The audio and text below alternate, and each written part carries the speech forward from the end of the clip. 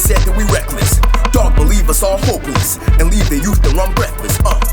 Trying to mute the youth voices. Suppose the path that I chose is closing the mind of those who would have chosen road would claim more prestigious. Goals, Yeah, we got into it. I didn't even introduce myself. Yes, my name is KPW. KPW Hip Hop on all social media platforms. KPW, every streaming platform. My government name is Kojo.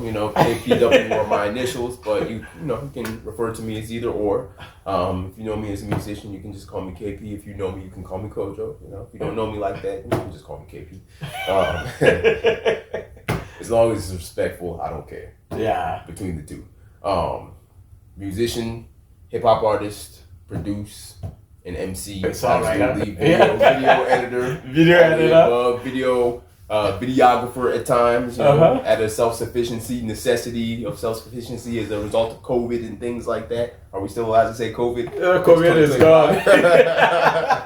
But that is essentially my resume. And we were talking last time, James and I were speaking last time on some of the things I do, have done, and have coming up. So that's what we've gotten into, and that's what we got ahead of ourselves with before I introduced myself. So that's the synopsis. All right. Yeah. Mr. Jim Frimpson, we are back. Kojo. Good to be back. Thank you. Yeah. So as we were discussing before, I've finished the project, 7 songs. So I'm sorry. I got the cover art done, ready to submit to the vinyl people to get pressed and all that. So I showed you the last project I did that had the vinyl, the jacket, the record, and all that. Right now, it's in the process of getting mixed and mastered. So the engineer is working on mastering the sound and finalizing the album. So I haven't, because of the social media aspect of things, or as far as the social media aspect of things, I haven't presented that yet because I want to make sure that gets done first. Oh, you mean the editing? Oh, which one? Essentially the audio editing. Oh, yes. the audio. I'm not an engineer, and I need to learn that capability. But because of the fact that I haven't learned to do that, I always outsource it. So when I'm done recording all the songs, I make all the beats, I sequence everything, and of course record the lyrics. But then when I'm done with that, I give it to an engineer.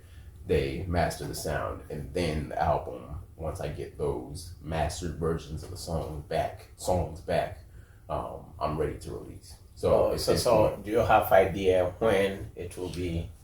Time frame. I'd like to be able to release by ideally the end of this month. Latest mid-May. I mean, this is at this point going to be a summer release, pre-summer release, or a very early summer release. So it's probably going to be more realistically mid-May at the earliest. But like I said, I haven't revealed the cover art publicly. I've shown it to a few people, but the cover art, is going to include all the credits. So it's going to have my name on it, any other artist that worked with me, anybody that co-produced, and then of course the engineer's name. So should some curveball happen where the engineer is suddenly not able to complete it anymore, I don't want to reveal that and then have to change, the cover art and then re-release it to the public. Learning from past experience. So just waiting on that before I officially put that out there. But that's the next endeavor. Right now, what we're working on is shooting videos and trying to get something together for the time of release, so that we have something visual for the music that does come out. It's not a project that's conceptual like the last project I did. That was a very concept heavy project that had a theme throughout the entire album. This is more so just still substantive in terms of the songs having meaningful content, but there's no consistent theme throughout the album. You mean this one, right? Yeah, the album songs more so kind of stand on their own. They're more individual songs. They don't necessarily tie together. Going to put it all together on the same CD. Yeah. It'll be on the same album, but the songs don't necessarily tie together with a specific theme. But some of my favorite albums I grew up listening to are structured that way. It's I think this might be a different strategy, right?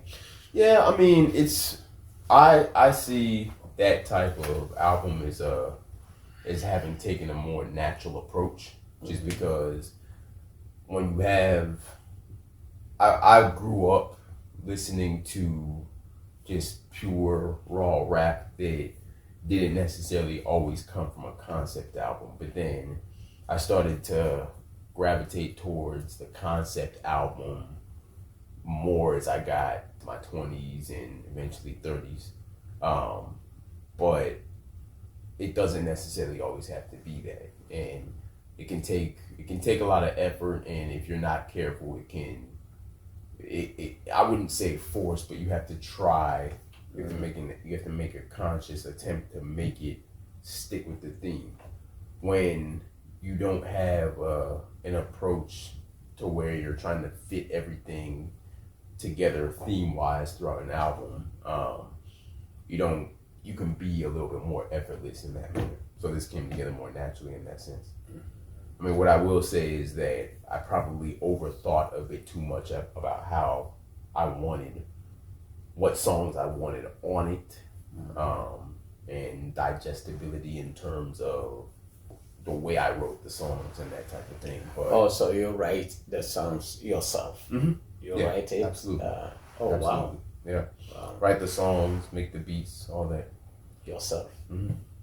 So how long does it take for you to write a song? Let's say thinking about it, coming up with an idea and all sort of things. How? It depends. I mean, I've ranged anywhere from an hour to 6 months. 6 months. Sometimes it's taking, the range. Because music is it's like, talking to somebody, planning something and then say it, you know.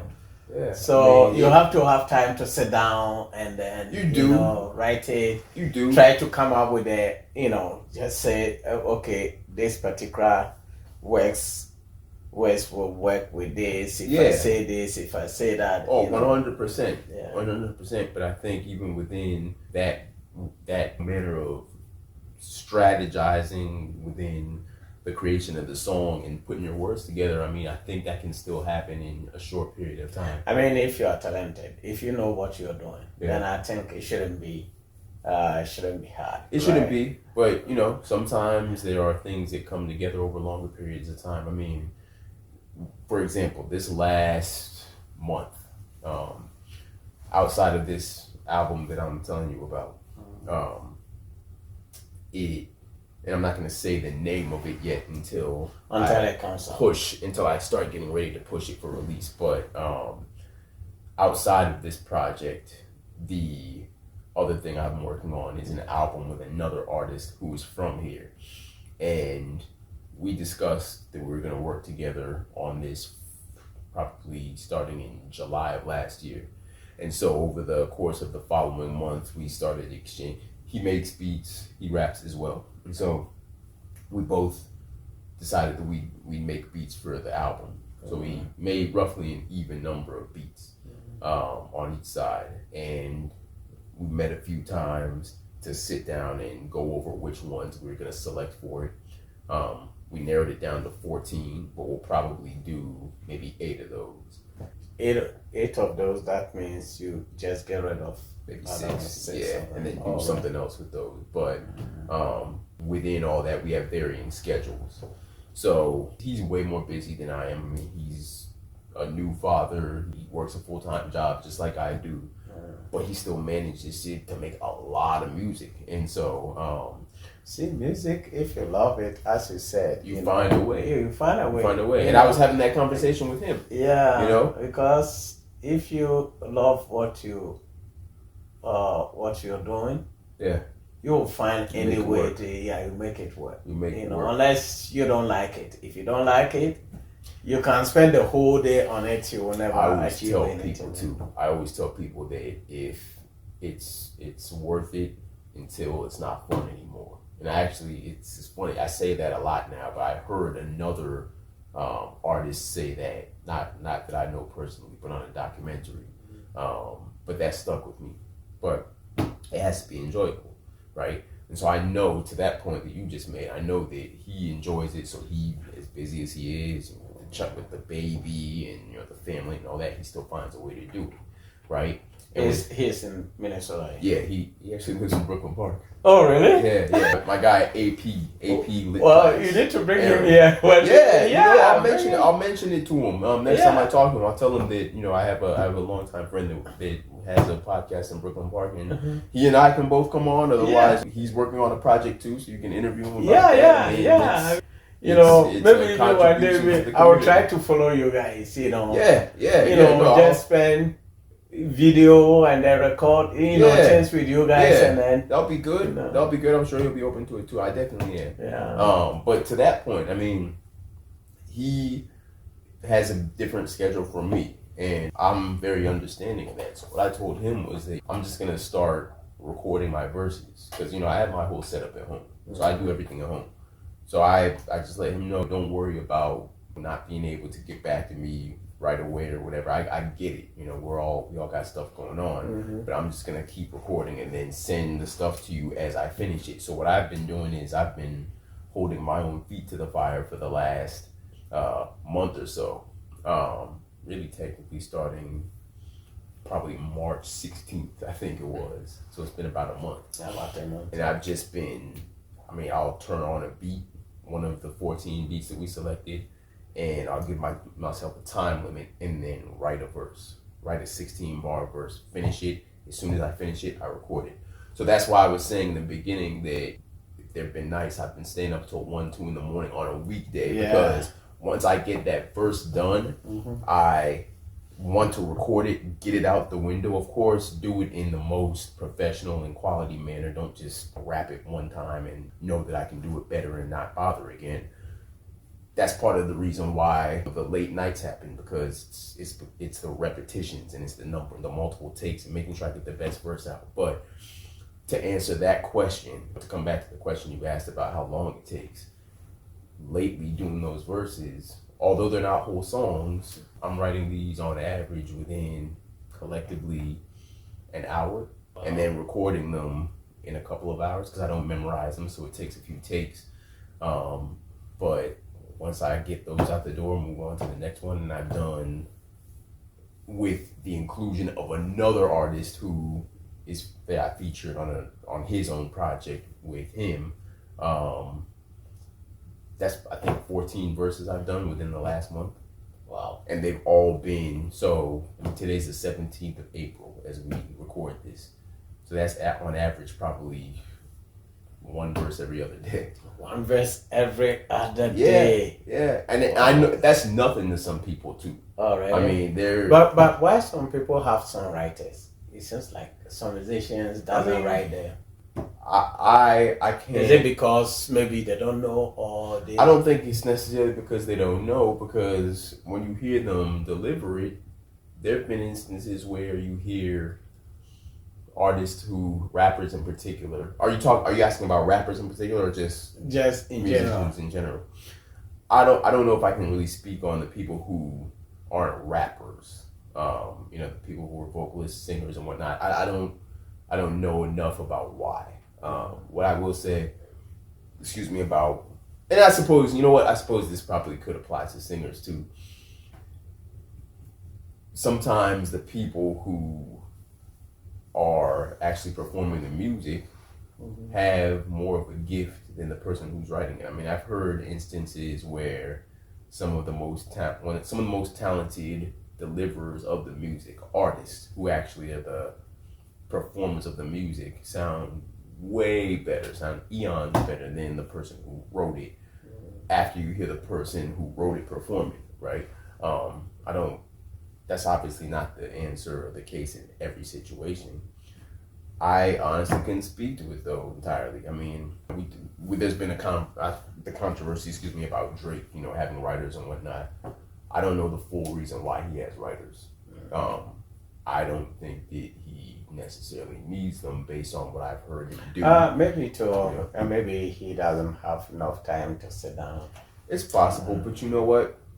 I've thought about that too, is a possible reason for why somebody would, if that's the sole reason. I don't particularly think that that's enough of a reason to not write your own lyrics if you are a rapper, especially one who claims to be one of the greats. It's not as scrutinized as it once was. But when I was growing up, we had an admiration for those who were deemed to be the most elite lyricists, the Nas's, the Rakims, right? The Wu-Tang, the Ghostface Killers of Wu-Tang, the Jizzas. I once heard someone say that if they heard at some point in their lives, that all that time that they were listening to Nas growing up, he had a ghostwriter, they'd be disappointed. I don't know if I'd be disappointed. I don't idolize another grown man enough to be disappointed, but your perception would change, right? Not having enough, what else you doing? You're a rapper. You're an MC. If you claim to be, that's what your time should be going to. That's what a good portion of your time should be going to, I should say. Rappers and reggae, those reggae musicians, they're supposed to write their own song. Yeah. Because mostly you guys think about what you're doing ahead of time. Mm-hmm. And it's like, that's what last time I was saying, that, it feels like you are speaking a language. A language, So if you understand what you are talking about, it shouldn't be difficult for you to write it. Yeah. Yeah, it's an interesting thing too, to that point that you just made about it being a language. It's memorization doesn't always happen right away, right? Yeah. It takes time, but it's interesting that you can write something, right, and then I don't know how everybody else's brain works, but you can write something and then not know it off the top of your head, to where if you took the sheet of paper or the phone away, these days we're using phones to write everything, you wouldn't know what to say. But then as soon as you put those lyrics in front of your face and you turn the beat on, you know what to say, you know how it's structured, you know how to deliver it. It's very interesting. I'm still trying to wrap my head around how that part of the brain works, because you don't know it like the back of your hand. You haven't memorized it. You don't photographically remember it. I think if you memorize it, sometimes it's very difficult, because at the moment you miss a section, then you are screwed. I always say that. Yeah. Too. So it's very important to just understand it and then be yourself, and then it's very interesting you said that, because even these past. Because I'm not interrupting. No. Me, if I memorize something, I will mess up. Really? That's an interesting perspective. Yeah, I will mess up. I prefer to read it. Okay. Just read it, and then that's it. And then if I have it in front of me, I can just look at it and then do what I'm doing without, but if I, like, back home when we were in school in Africa, they call something chew and pull. Oh. You memorize it and then go and sit down and then write everything the same thing. You don't want to miss even a sentence. My mom she taught me a similar concept.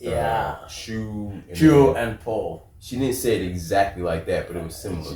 Chew on it, chew. I think she said spit it out or something. Maybe. She said, you have to sit down and then read exact sentence, memorize it, and then go and sit down and write it. Yeah. So at the moment you miss a session, one thing, then you are screwed. Well, there are two things on that. Number one, and I'll touch on how I relate to it first, and then how I differ from it. Number one,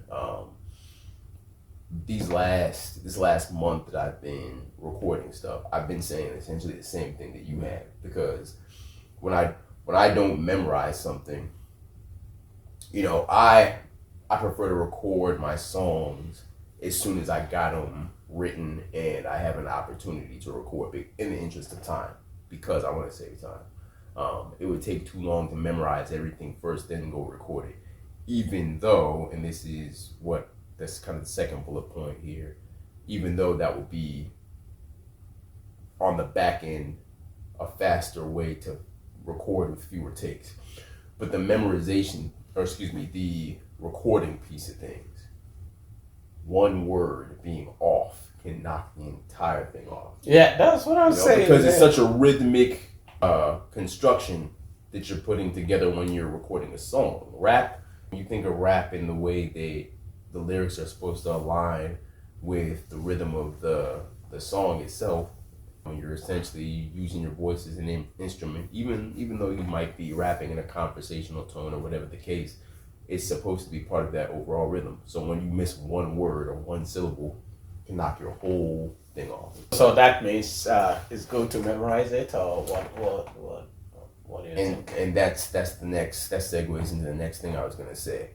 I know you mentioned that if you memorize, you'll likely mess up and you have to. Oh yeah, I mean, if I memorize something, I will mess up. Well, here's the thing. I will mess up because as soon as I miss one word, I might not remember the rest of it. Yeah. So what I need to do is I need to read to understand it, and then use my own, be myself. Mm-hmm.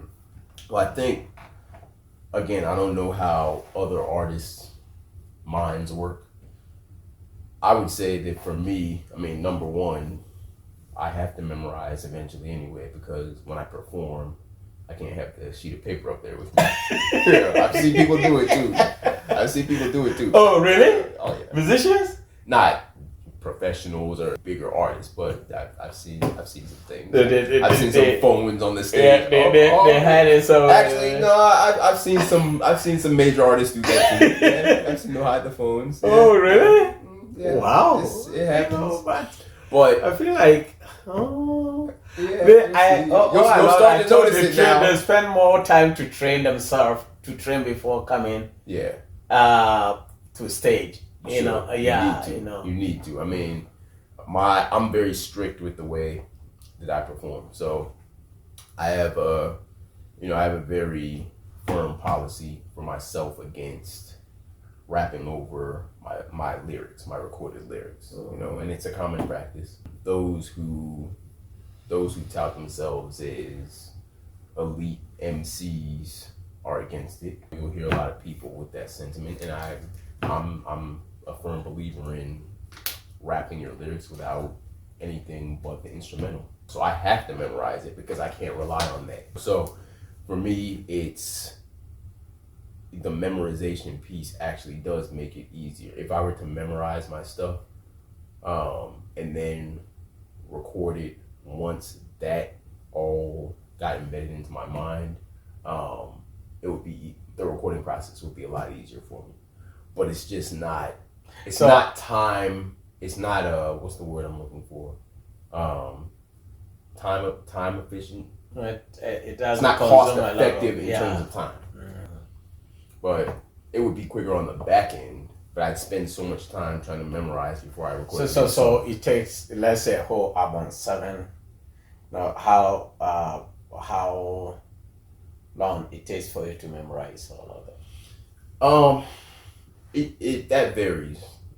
For example, right now with the 7 songs, I think I've memorized probably 4, and that's just. But again, I mean, I worked on this album over the course of a year and a half with other songs in the balance and trying to figure out whether or not I wanted to include them on there and all that, narrowing down to these 7. But over time, just hearing them so many times with, editing, the audio and all that, and sequencing them and re-recording and all that, naturally, I did memorize them over the course of maybe within the last few months. It like I said, it varies for that reason. Sometimes you memorize stuff before you even realize that you do. There have been songs I've re-recorded that I have actually had to re-record because of audio quality or whatever the case, that I realized I memorized and then had to go back and do. So I mean, it varies. I don't know that I ever really memorized anything in a day or anything like that. Not that I couldn't, but it usually is over the course of a So is it possible for you to use an current event to create some kind of music? as far as just So as far as maybe you are topic. A topic, just some kind of random topic, and then you just think about it and said, no, this can be part of my album, and then I've done that on a couple of occasions. As a matter of fact, one artist that I sent a verse to for a song he's going to have me on a project he's doing. Also based here, Dante Purtle, gave me a topic, and it was the personification of being a book, a banned book. It's not in print anymore. So when he first gave me the concept, I didn't really understand. I thought he wanted me to talk about a specific book, and he said no. Basically, come at it from an angle of you yourself being said book that's banned. So that could be in regards to your viewpoints, the things that you express opinion-wise that might not be popular, that type of thing. And so I was able to focus the verse on that, and stay within, stay on topic and stay kind of within the relevance of that when writing the verse and actually recording it. So yes, that can be a focus of any song. Do I do that across albums? No, not necessarily. Usually, because I think you asked me before, something along the lines of, or you were saying something along the lines of what goes into a song and how you have to think about putting it together and all that. A lot of the time, what I end up writing about is just random thought on a viewpoint. It could be influenced by an environment that I'm in. It could be something that I saw on a trip that I took, and a concept comes out of that. It could be, just random ideology that I have for life and how I express that based on life experience, that type of thing. Not to sound generic, but oftentimes it's just a matter of it coming from that. It's a matter of life experience, viewpoint. Maybe you see something that you think is unjust or something like that. 100%. I mean, a big topic of conversation throughout the last several years, obviously, the last 60 plus years, the last 400 years, has been racism. So I've heavily spoken about the state of being black in not only this country, but global system of white supremacy and racism and whatnot. I've spoken more specifically on the police situation, that type of thing, the history of this country. I had an album that was, I probably should stop hitting the table because it's probably picking it up, but I had an album that was actually based on the history of the United States.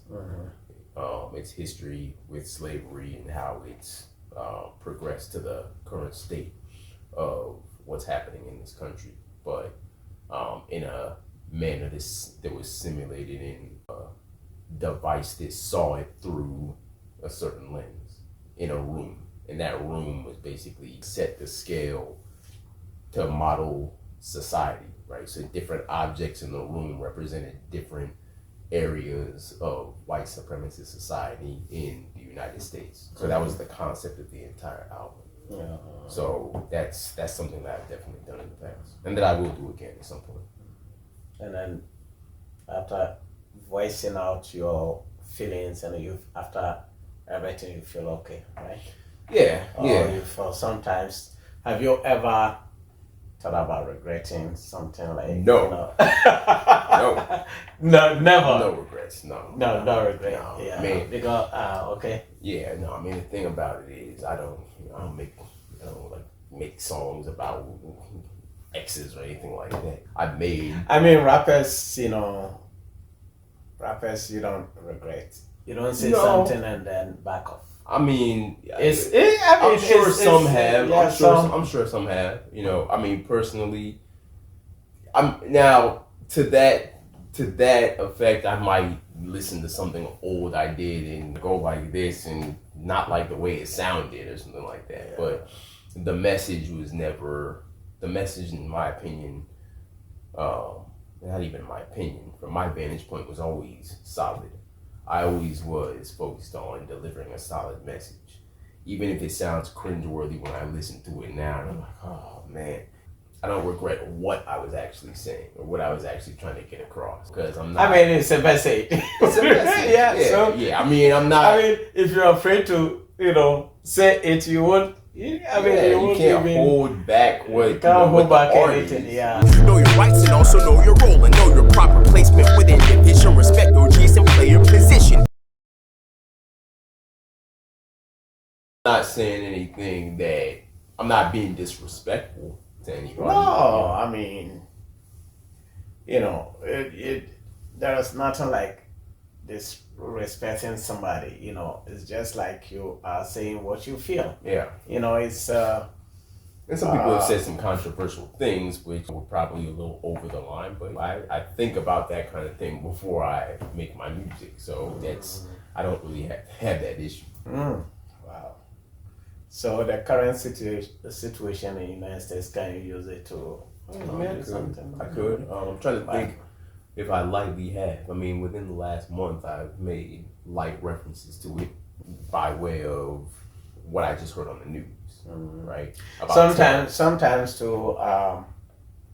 This time actually, I don't watch the news anymore. Yeah. But you hear things in passing. I hear things. If I need some information, I'll go online and just read. But I don't sit down and then pay attention to the doom and gloom. This news, CNN, MSNBC, same story, segment all the time. They bring somebody, the person come and then just pretend as if they know everything. Right. They are the best. Pontificate on everything. I mean, sometimes I feel like, oh my God. Yeah, these people. It's their bread and butter. Fear mongering. But I think it's business though. Oh, 100%. Yeah, it's like we were talking about upstairs. I mean, some of these people who have these extreme viewpoints, it's their bread and butter to overemphasize that. Yeah. So I mean, to answer that question, yes. I mean, there've been times where I've gone more deeply into that type of thing, and I am not opposed to still doing that lately. I've more so, lightly made reference to some things. Even within this last couple of weeks, I've lightly made reference to the urgent state in the country with the economy. Mm-hmm. But I mean, it was so indirect that I didn't even say anything about the economy. Mm-hmm. I just started the song by saying this state is urgent. Mm-hmm. And then the next line rhymed with that, and I went off into something else, So there's always somewhat of the presence of that in the lyrics, but it doesn't always have to get super heavy with that. Yeah. I mean, you don't want to put yourself out there, I mean, I don't know that I'm necessarily worried about that. I mean, you don't need to worry about anything. You certainly don't want to make yourself a target. Yeah, I think I get what you're saying there. But I mean, if we're talking about tariffs being ridiculous and a bad decision, tariffs are ridiculous and it's a bad decision. I don't think anyone disagrees with that. 145%. I don't think anybody disagrees. maybe Donnie disagrees, but it's not too bad. 145%. Oh my God. I wish it could go 300%. I mean, just pay $3,000 for your iPhone. I don't think anybody disagrees with when things are dire and ridiculous. I think that everybody would rather there be way more sustainable economic situation. So I don't really see that as controversial at this point. Every rapper should be talking about how ridiculous this is. It's something that you don't need to waste your time on, because it's just like everybody knows what is going on. So even if you waste your time talking about it in your music, it's the same thing. Yeah, You know, I mean, everybody. It can even be ineffective to a degree. You know, I mean, it can be anyway because you don't want to. Anyway, I'm not trying to scare you or say anything. No. But I mean, I feel I like, see what you're saying. I mean, it's an echoed sentiment. Again, I mean, everybody should be aware of what's going on. And I'm not really trying to hear about your jewels and whatever else and how well you're doing when everybody is not. I mean, everybody who is flexing on Instagram or doing the influencer thing, pretending that they have money, doesn't. Majority of them. Yeah, and the fact of the matter is, this type of thing is going to, or at least should, highlight the realities of that. So, yeah, we need to escape from some of the doom and gloom and the realities of what's going on at times, but there's a difference between that and I think just not being honest, right? Yeah. So, I said a couple seconds ago that every rapper should be rapping about that. That was kind of more just in jest, but the point is, I wouldn't be mad at that either. Now, it could, to a degree, still somewhat become ineffective if we're hearing about it from all angles. But the point is, it should be on. It's on everybody's mind. Yeah, I mean, it's on everyone's mind. I mean, it's not too late. People are thinking about it. Maybe. Yeah. It's affecting everyone though. Yeah, so everyone, regardless of whether you decide to make a song about it, regardless of whether you reflect how it's impacting you on your social media and you stop renting Lambos and getting what do they call them? Agencies to let you sit up in houses and rent cars and all that. It's affecting you somehow. Yeah. So it's a dire situation. I mean, to be honest, this tariff, this is not what we are doing. We are not doing anything about politics, but, this tariff thing is really, it's really bad, though. It's really bad, to be honest. It's going to affect a whole lot of industries in the country. Yeah. It's going to affect a lot of them. And I don't know their strategy, but I don't think it's wise for, No, and that, it's made me wonder how it's going. I mean, we obviously know the sectors that it's going to affect the most, it's going to hit the hardest. It's made me wonder, as we're talking about music, it's kind of made me wonder how it's going to impact musicians. But also, while we're on the topic of tariffs, we also have the threat of the whole AI revolution too. I don't particularly know how far that can go with music and the human element and the soul in a human being making music and what that does for somebody listening, right? Put up against a machine that. So do you think in the near future maybe AI might take over music? I think that AI will be definitely a more significant part of music. I personally don't think. I could be wrong because some people think that AI is going to replace the human race. Yeah, but I don't think it's going to replace music entirely. There's nothing like going to. I just made a song about this last night actually, which is somewhat complex and coded, so you have to really listen to it to understand what I'm saying. But I'm essentially making, it's funny because this is the last song I recorded at 1 a.m. Talking about how the human element of things is not replaceable beyond a certain threshold. AI can't cross into that human element even with that soul, robot and all sort of with that emotion. They can never compete with human intelligence. No, I saw a reel last week or 2 weeks ago with an AI bot that was supposed to be giving a massage to somebody, And I'm like, whoa. AI? A robot. Robot. And I'm like, you know what?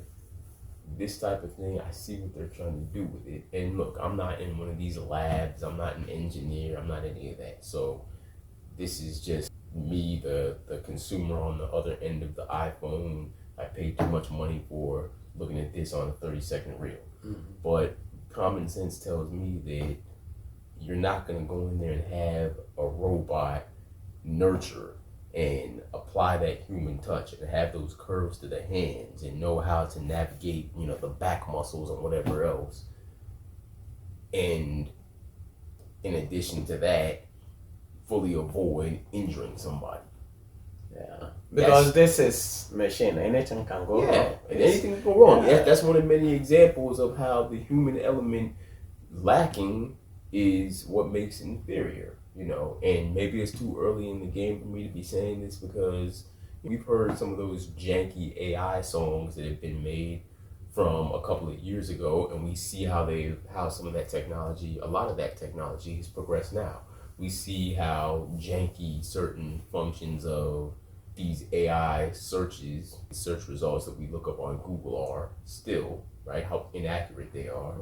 I was at Cub Foods probably around Christmas time. Mm-hmm. And when I was growing up, never had them, but there was a snack called Malamars. And they appeared in, I think, some Tom Hanks movie or something. Maybe When Harry Met Sally. Never saw the movie. I saw Sleepless in Seattle, but I think it had the same characters, Tom Hanks and Meg Ryan. And there's a snack, I believe, featured in When Harry Met Sally called Malamars, and I think they're a somewhat of a s'mores-ish cookie with chocolate and marshmallows. I think I saw something like that. I've never seen them in real life. But I do know that there's a snack that you can get, I think, by Nabisco, called Pinwheels. And so I always compared the two, and I would wonder what the difference between the two were. And so I'm standing right in the aisle in the store, and so I took out my phone and I searched, what's the difference between Malamars and Pinwheels. And the AI bot said, wow, Malamars are a marshmallow cookie with chocolate, blah, blah, blah. Pinwheels are more of a beef pastry with such and such. And I'm like, no, it's not. It's a chocolate marshmallow snack. The AI bot is giving me inaccurate information. Yeah. It's not a deli snack. So there's still flaws to work out, right? Mm-hmm. But I say that to make the point that in the future, obviously, that will improve. But to what point, to what degree? The human element is always going to be superior to that in certain aspects. I can understand the storing of information and being able to call up an answer that you're searching for or a synopsis for something rather than having to get a hold of somebody who went to school for a certain amount of time, or even having to go through a formal education process for something for a certain period of time, right? To that degree and others, yes, it's going to put a lot of people out of business. But it still doesn't mean that the superiority with the human interaction is not there. You see, one thing I believe is any time there is a new technology, mm-hmm. that new technology creates different kind of jobs for human beings to do. Mm. You get what I'm saying? That's a good perspective. Yeah. Anytime there is, that's why AI and all those stuff, I don't care about it. Mm-hmm. Because I know definitely with all these, at the end of the day, it's going to create another job for somebody. Yeah. For a lot of people. So human narrate about things, or human, let me put it this way. There's no technology that can wipe off human demand of human You see, there won't be a day that technology will just take over human life or anything that human can do on this earth. There won't be any, because once there is a technology, do you remember 2000? Y2K. Y2K. Yeah, everybody went. Everybody, people were buying food Yeah, and everything. The whole world, everything is going to crash. Airplanes and trains and COVID. And so, look, I mean, it's money. Yeah. All these things, Money, AI and all sort of things. There are some group of people who want to control the whole universe with the ideas. You get what I'm saying? They want to control the whole universe with the ideas. And then they have the microphone. They can talk about it. They are out there, they have the media, media will talk about it. Everybody will talk about it. And then there is a saying that the more you hear something, the more you believe. Yeah. Because if they send, see, you can see clear water, right?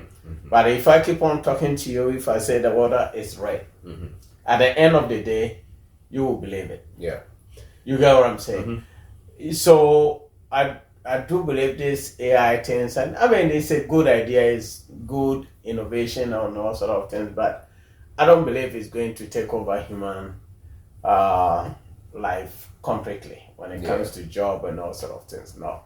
If you depend on machine to give you wisdom all the time, at the end of the day, you will behave like machine. Hey, some people are doing that now. I mean, glued to their hands and being on social media all the time. I mean, one thing is AI can help in a certain way. Let's say you are researching about something. Yeah. You get help from AI for you just to get idea. Then you dig in yourself and then research.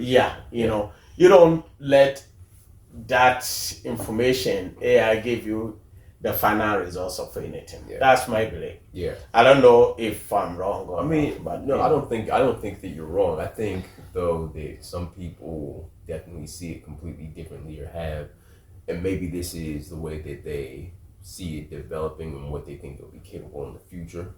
These viewpoints might be reflective of that, but I think some people, at least from what I've heard folks talking about, some people seem that they would swear by it and they would be willing to essentially employ it to do a bunch of different functions for them that they would otherwise have to rely on reading a 5-page journal or whatever for. I think the biggest thing that anybody can do, the most important thing anybody can do right now is learn about it. Oh yeah, I mean, it's good. Any new technology, if you can, you have to put much effort in it and use it to your advantage.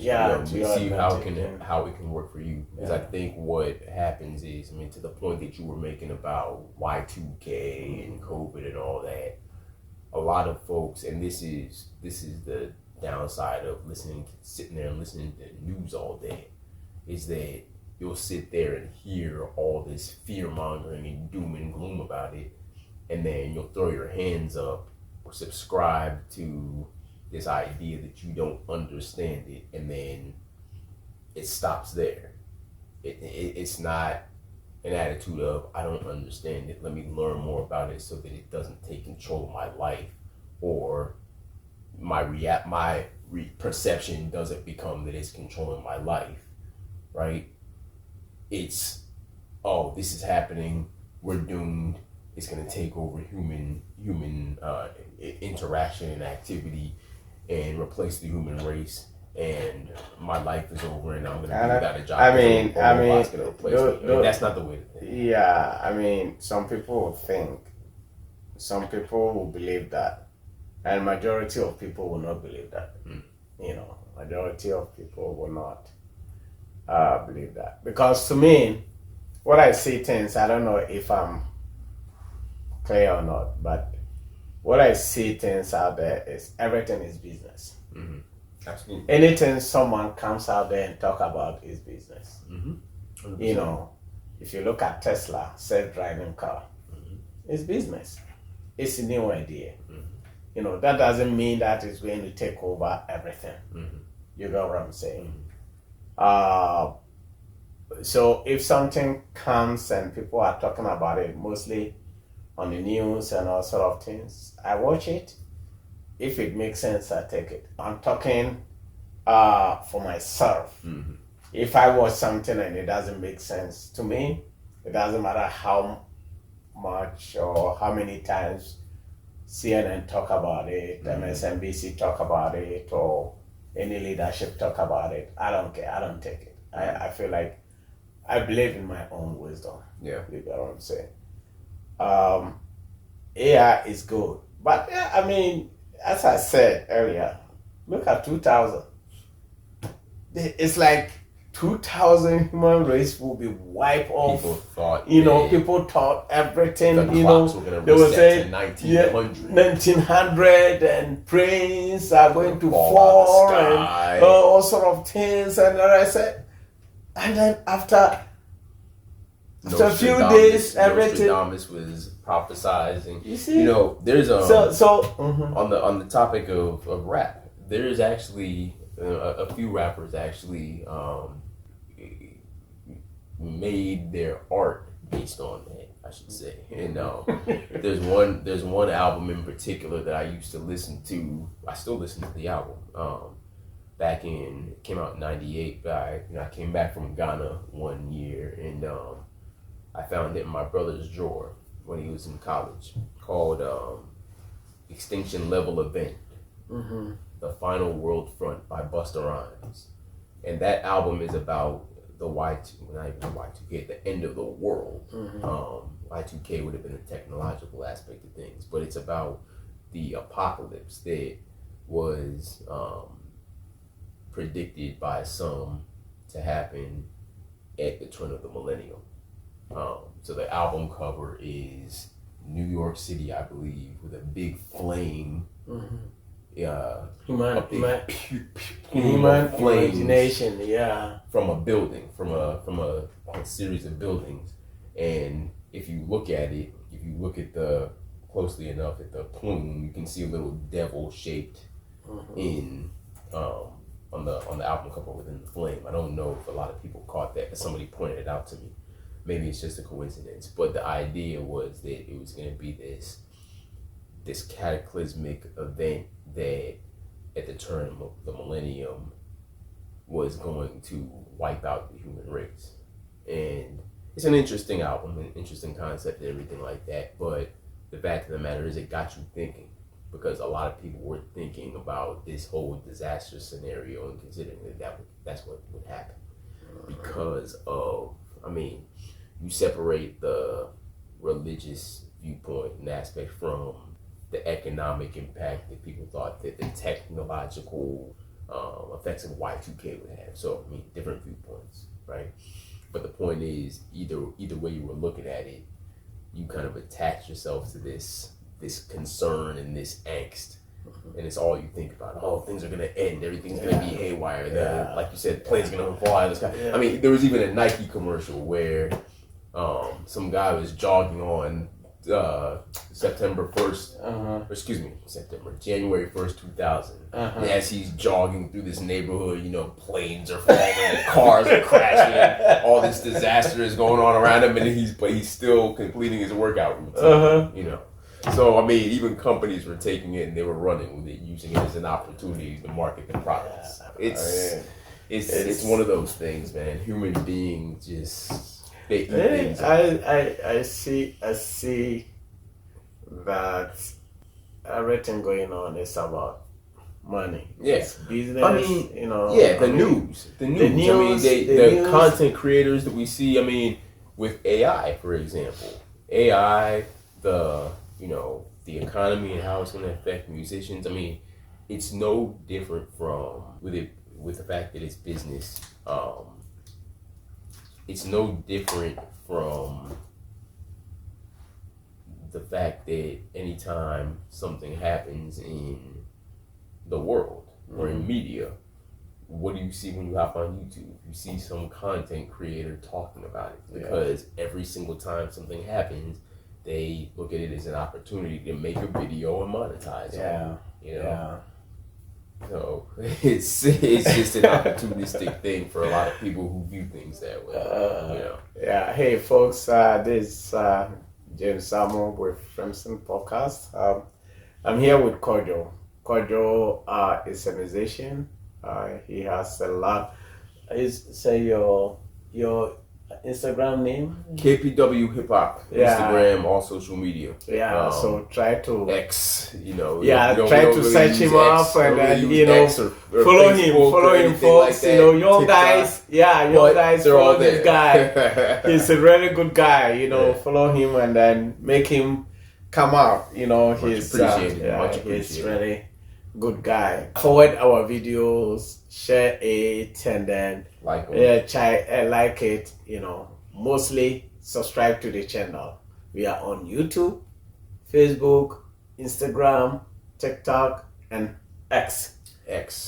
Are you on it? I'm on it. I don't use it, but I'm on it. I'm everywhere. I deleted mine. You got rid of yours? Why is I got rid of it. It's no use. It's no use because, to be honest with you, I don't want to hear about insults and all sort of things. That's probably is that the most notorious platform? Because sometimes I can't take it, and I don't want to comment on anything. So it's good for me to get rid of it. Yeah. And then just get that energy out of your. I've been on X for almost over 10 years. 10 years? Yeah, I think I've had an account for about 10 years. Yeah, and then one day, that was about 2 months ago. 2 months ago, you just got rid of it. So got rid of it. There was with Euro Group or Jim Frimpson Podcast? Or? That was Euro Group. But just all the negativity. Yeah, I didn't like it. I didn't, because there's nothing good coming out of it. Social media is,